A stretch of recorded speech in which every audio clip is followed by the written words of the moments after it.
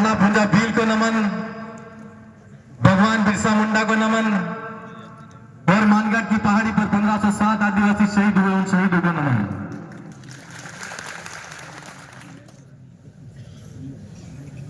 और तमाम आज सलूमगढ़ की धरती पर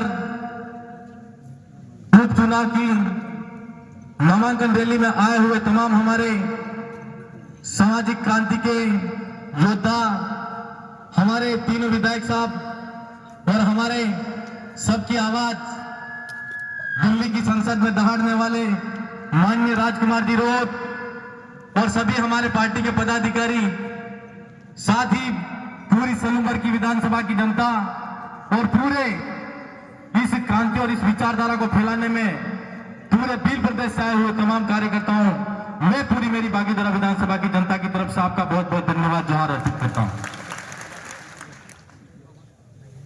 मेरी बात आज हम जिस धरती पर खड़े हैं,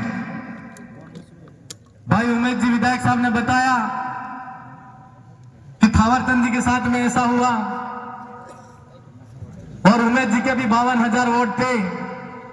राजस्थान विधानसभा के चुनाव थे, उस समय पहली बार के अंदर मेरे भी 62,000 वोट थे और उन चुनाव के अंदर 1,22,000 वोट थे।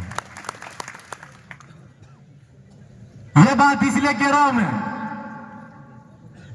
कि हमको कुदरत एक बार जरूर मौका देती है और इस विचारधारा के साथ में जो सबका कल्याण करने वाली विचारधारा है, उसके लिए लड़ने वाला व्यक्ति हो या जनता हो, लेकिन उस विधानसभा के चुनाव के अंदर एक बार कुदरत इसलिए हराती है क्योंकि उसको पता होना चाहिए कि जनता की ताकत क्या होती है।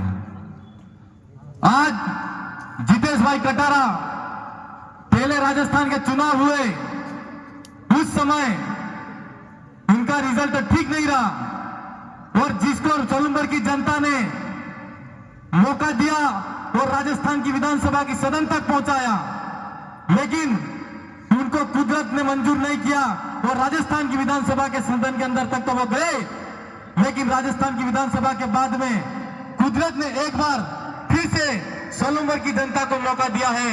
तो मैं इस मौके पर कहना चाहता हूं कि बागीधरा विधानसभा में जिस तरीके से उपचुनाव के अंदर जो जीत हासिल हुई थी, उसी तरह से जितेश जी कटारा की जीत हासिल होनी चाहिए।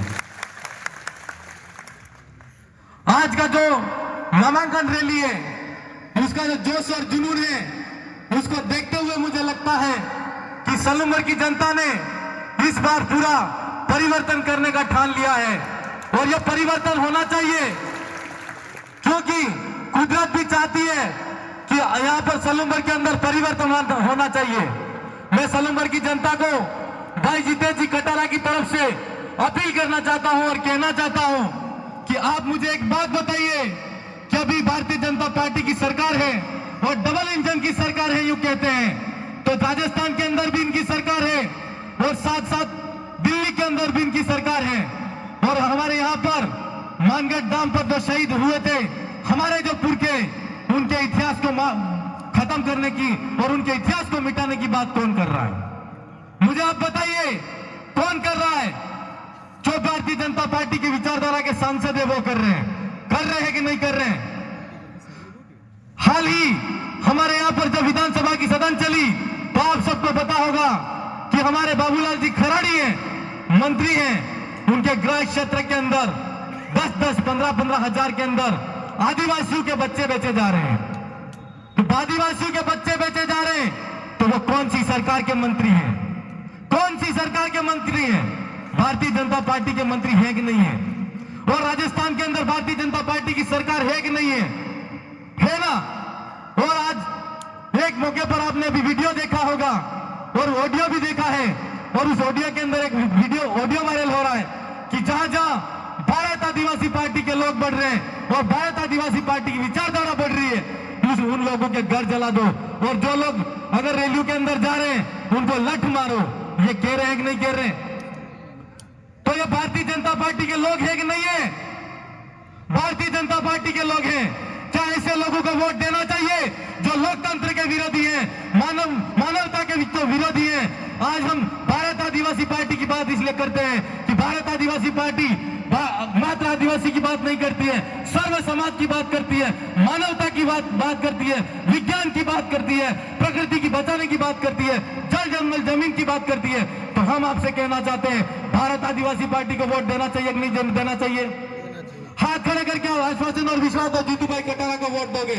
और मैं कहना चाहता हूं कि भारतीय जनता पार्टी के कार्य हमने गिनाए हैं, भारतीय जनता पार्टी की विचारधारा हमने आपको गिनाई है, भारतीय जनता पार्टी को आप वोट नहीं दोगे। और जहां जहां भारत आदिवासी पार्टी के कार्यकर्ता है वहां दिन रात एक करके आप जीतू भाई के लिए एक दिन कम खा लेना, एक रात कम सो लेना, और जहां मिले सड़क पे मिले तो सड़क पे सो जाना। लेकिन हमारी जो विचारधारा है कि हम 3 आदमी विधानसभा के अंदर है, तो हम कहते हैं कि 84 के अंदर और सलूमर के अंदर हमको विधायक बना के वहां राजस्थान की सरकार के अंदर सदन के अंदर बिठाओ। जीतू भाई हमारे साथ में कंधे से कंधा मिलाकर लड़ेंगे और राजस्थान की विधानसभा के अंदर यहाँ पर दलित, शोषित, पीड़ित, ST, SC, BC माइनॉरिटी और सर्व समाज की जो कोई भी बात होगी उसको बेबाक तरीके से विधानसभा की सदन के अंदर उठाएंगे। ये हम आपसे कहना चाहते हैं मेरे भाई। आज भारतीय जनता पार्टी की बात आती है, हम कहना चाहते हैं कि भारतीय जनता पार्टी विकास के नाम पर वोट कर रही है। 15 साल के अंदर भारतीय जनता पार्टी के क्या विकास किया, यह हम भारतीय जनता पार्टी से पूछना चाहते हैं। 15 साल के अंदर इस भारतीय जनता पार्टी की जहां जहां जिस राज्य के अंदर सरकार रही वहां पर कितने आदिवासियों को विस्थापित किया, किन आदिवासियों को विस्थापन करके कहां भेज दिया और किन आदिवासियों को वहां पर उन्होंने मरवा दिया, यह हम उनको पूछना चाहते हैं। और हमको कहते हैं कि हम तो इनके साथ में हैं।